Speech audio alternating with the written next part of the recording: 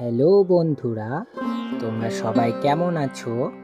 আমি আবার আজকে একটা নতুন ভিডিও নিয়ে তোমাদের সামনে চলে এসেছি। তো আজকের ভিডিওটা দেখছো আমাদের গ্রামাঞ্চলে, যেটাকে আমরা আমাদের গ্রামীণ ভাষায় বলে থাকি ধানের গোলা।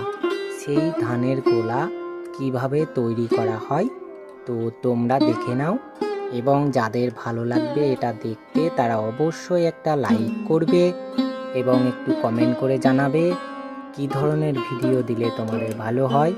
তাহলে আমাকে সেইভাবে সেই সমস্ত ভিডিওগুলো তৈরি করতে মোটিভেশন করবে।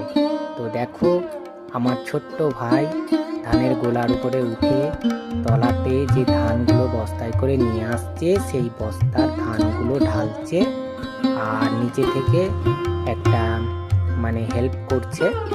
তো এই যেগুলো দেখছো সাপের মতো দড়ির মতো দেখতে, এগুলোকে প্রথমে খড় দিয়ে হাতের মাধ্যমে এগুলোকে তৈরি করে নিতে হয়। তারপরে নিচে সুন্দরভাবে শক্ত করে ইট দিয়ে তার উপরে কিছু শক্ত কাঠ দিয়ে যেই জায়গাটায় বসাতে হয় সেই জায়গাটা করে নিতে হয়। তারপরে আমরা প্রথমে যে সাপের মতো দেখছো দড়ির মতো, সেটা আসলে আমাদের গ্রামীণ ভাষায় বলে বর।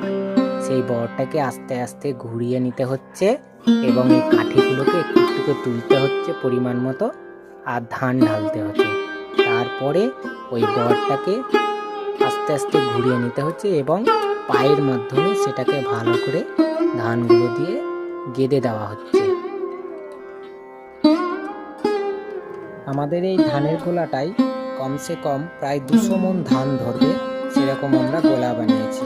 তো বন্ধুরা, আবার দেখা হবে।